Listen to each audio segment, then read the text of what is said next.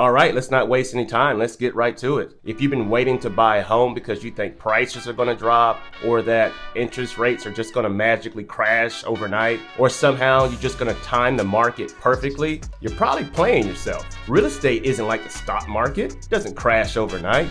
It doesn't correct itself in a week. And the people waiting on the sidelines for that so-called perfect moment, they're the ones that's going to lose. Today I want to talk about why waiting to buy a home could potentially be the worst financial decision you could make, and what is actually costing you by waiting to buy a home, and why smart buyers are acting now. Let's dive in.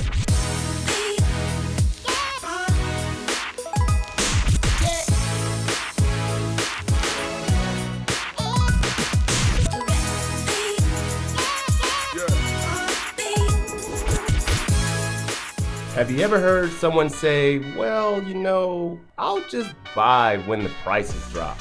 Well, guess what, folks?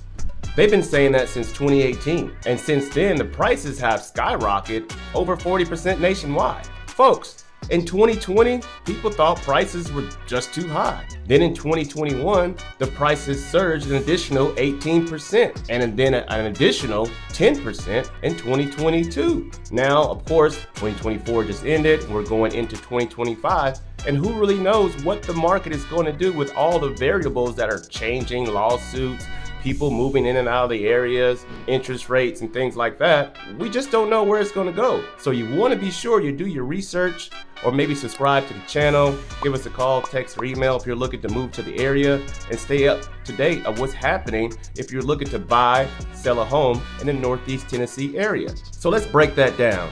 Let's say you wanted to buy a home for $350,000 last year, but you waited. And now that same house is probably $380,000, maybe more, to include the increase of interest rates. So now you're paying more for the house just by waiting. Now, what does that look like? Maybe monthly. Let's say you bought the house and you didn't wait. Monthly payments probably was going to average around $2,100. Today, you buy it at $380 or more, you're looking around $2,400, 30 years fixed rate. That's a potential loss of $126K. That looks like you just lost six figures. I mean, that's not a strategy I would want to, recommend to someone. Now, granted, there are variables, you gotta get your credit right and things of that nature. So I understand those, but for those sitting on the sideline, has everything ready, the credit score, maybe down payment, that seems like fear disguised as logic. Here's another myth I keep hearing. I'll wait till the interest rates go back down. Newsflash, people. Come on, folks, wake up. We don't know what that's happening. Price of eggs are going up, gas is going up, cost of living is going up. Last time I checked, if you go to one of the local burger spots, McDonald's, their prices aren't getting any cheaper. Everything's going up. So if you're waiting on the sideline thinking like, hey, the interest rates are going to go back down to 3%, good luck, man, because I really don't know when that's going to happen, and neither does anyone else. And we just mentioned that waiting could potentially cost you six figures. In 2021, we had rates, around the 2.75, low 3% mark, which was an historic anomaly for sure, and we're probably never going to see that again. Of course, we all know rates are hovering between 6 and 7% in today's market, but guess what happens if they drop? Every buyer that's been sitting on the sideline waiting to buy a home is going to jump back into the market, which is going to increase the prices of the home. So now we're back in that same bidding war that we're currently in. Houses are going to be more scarce.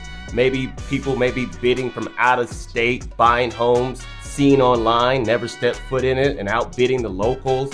It just creates another type of obstacle that if you're sitting on the sideline, you're gonna have to overcome. And if interest rates stay high or they continue to climb like they've been currently doing, then let's say 6% interest rate on your home today, you're looking around $2,500 monthly payment. Well, if you wait a year from now, 2 years, interest rates hovering around 7.5% then, speaking in the near future, your monthly payment could be around $2,800 for the same house. So let's talk about if you don't buy and you're just waiting or maybe getting your things together and you're renting. A lot of people do rent. Well, rent is rising faster than inflation.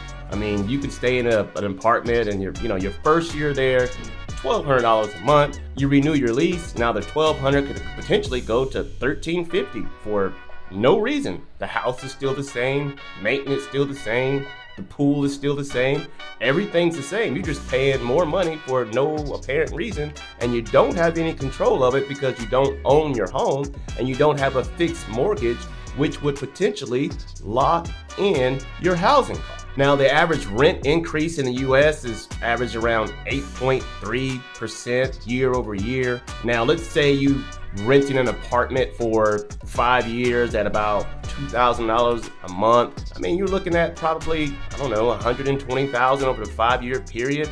Now, you take that 5-year period and you had a home or you bought a home, you could potentially have, earned about, I don't know, 80 to 100,000 in equity. Now you tell me, what is the more strategic thing when you're thinking financial long-term planning? Folks, you have one person that's throwing away 6 figures, and then you have another person who purchased a home that is building wealth through equity, and then potentially have something they can pass down through a living trust to their family. Now you tell me which one's smarter.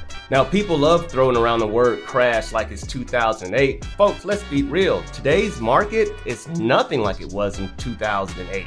Let's talk about it a little bit. Now, back in 2008, subprime loans and bad lending practices fueled the crash, which led to more stricter lending policies in today's market. Now, homeowners across the nation are sitting on record equity, continuing to build wealth. Now, we've all felt the pain of low inventory across the United States and in some places in Northeast Tennessee, but the middle class has felt it across the nation for sure.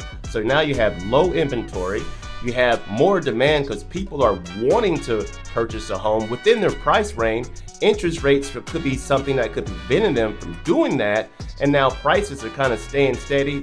And some of the people from out of state are coming in, buying the homes that the locals can't afford. So if you're waiting on some type of mythical crash like it was back in 2008, you could be waiting a long time. Meanwhile, prices of the homes keep going up and your window to buy homes at today's rate are closing. So if waiting isn't the move, then what is the move? Well, smart buyers are making decisions based on the long term. And here's how. You could buy now, then refinance later. Then if rates drop, you win twice. Lower price, lower rate. You always want to negotiate seller concessions when purchasing a home just to see what's available on the table. For example, one of the main things that people are concerned about is the closing costs. So definitely you want to use that in the negotiation to see if the seller will be willing to pay for closing costs. You can get creative with the financing, like using a vehicle such as adjustable rate mortgage, get a low rate now and then refi later. I mean, here's the reality. Waiting to buy a home is just an excuse, really. I mean, everybody wants one, I would think. Prices are still going up, interest rates are still going up, rent prices are still increasing, like I said earlier in the video, at a rate of 8.3%. I mean, the longer you wait, the more it's going to cost you. So I guess the real question isn't, should I buy now? I guess the real question is, how much am I willing to lose by waiting? So if you're ready to stop making excuses and make a move towards home ownership, give us a call, text, or email, and we'd be more than happy to help you make a smooth move to Northeast Tennessee. Again, if this is your first time to the channel and you want to learn more about living in Bristol, Kingsport, Johnson City, and surrounding areas, subscribe below. Tap the bell for notifications so you can be the first to learn about the current market of Northeast Tennessee. Again, my name is Christopher, and I hope to see you around town.